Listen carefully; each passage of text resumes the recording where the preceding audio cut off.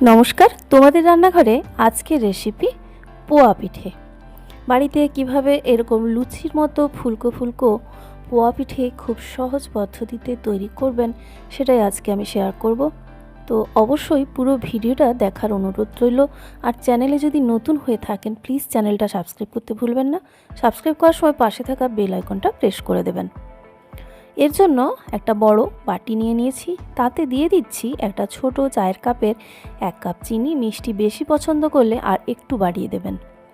এবারে ওই একই কাপের এখানে আমি দিচ্ছি 2 কাপ ময়দা।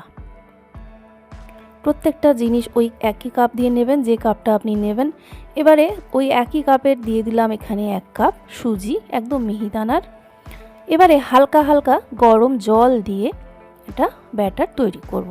জলের পরিমাণটা কিন্তু একটু কম বেশি হতে পারে সুজি ময়দা অনুযায়ী। অল্প একটু নুন দিলাম, যে কোনো মিষ্টি জিনিসে একটু নুন মেশালে মানে পারফেক্ট হয় মিষ্টিটা, সেই কারণে আমি কিন্তু নুনটা দিলাম। এবারে ব্যাটারটা মানে জলের সঙ্গে ভালো করে দেখছেন শুকনো উপকরণগুলো মেশাতে গিয়ে টাইট লাগছে। এখন পর্যন্ত 2 কাপ জল দিয়েছিলাম, এবারে প্রায় হাফ কাপের কাছাকাছি আরও জল কিন্তু লেগে গেল। প্রায় 2.5 কাপ জল লেগে গেল এখানে 2 কাপ ময়দা 1 কাপ সুজির জন্য।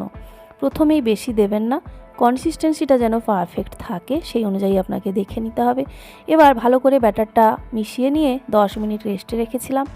মিনিট 10 পরে এবারে ঢাকা খুলেছি। ঢাকা খুলে ব্যাটারের কনসিস্টেন্সি আপনাদের দেখাবো। তার আগে লাস্ট যে উপকরণটা মেশাচ্ছি একটু দেখে নিন। 1 চা চামচ মৌরি শুকনো কড়াইতে হালকা রোস্ট করে আমি হামানদিস্তা দিয়ে একটু গুঁড়ো করে নিয়েছি। খুব বেশি মিহি করার কোনো প্রয়োজন নেই, আপনি চাইলে শুধু গোটাও কিন্তু এখানে মেশাতে পারেন। এবার বেশ ভালো করে মিশিয়ে ব্যাটারটা তৈরি করব। ব্যাটারের ঘনত্ব দেখতে পাচ্ছেন কীরকম হয়েছে। এবারে এই ব্যাটারটাকে খুব ভালো করে ফেটাতে হবে 4 থেকে 5 মিনিট ধরে। যত ফেটাবেন পিঠে কিন্তু তত ফুলকো হবে।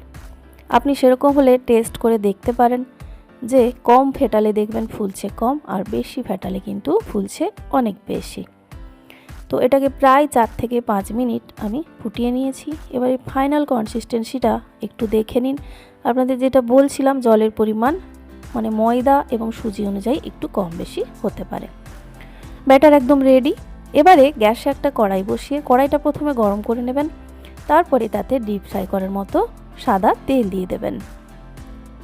তেল গরম হয়েছে কি না টেস্ট করার জন্য ওই ব্যাটার থেকে 1-2 ফোঁটা এখানে ফেলে দেবেন। যদি দেখেন সঙ্গে সঙ্গে ভেসে উঠছে এবং কালার চেঞ্জ হতে শুরু করছে, তাহলে বুঝবেন তেলটা একদম রেডি হয়ে গেছে পিঠে ভাজার জন্য। এবার দরকার মতো ব্যাটার নিয়ে যেরকম সাইজ আপনি বানাতে চাইছেন সেই মতো যেভাবে ব্যাটারটা দিচ্ছি দিয়ে দেবেন। আর অবশ্যই ফ্লেমটাকে এই সময় মিডিয়াম করে দিতে হবে, একদমই বেশি বাড়িয়ে রাখা যাবে না।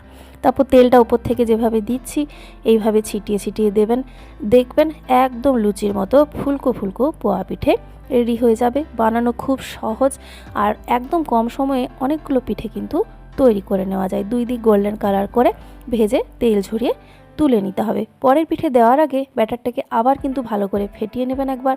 তারপরে দরকার মতো ব্যাটার দিয়ে একই রকম করে প্রত্যেকটা পিঠে ভেজে নিতে হবে। আর পিঠেটা ভেজে যখন তুলবেন তখন কিন্তু ফ্লেমটাকে মানে গ্যাসের ফ্লেমটা বাড়িয়ে দেবেন, তাহলে পিঠের সঙ্গে তেলটা কিন্তু খুব কম পরিমাণে উঠে আসে।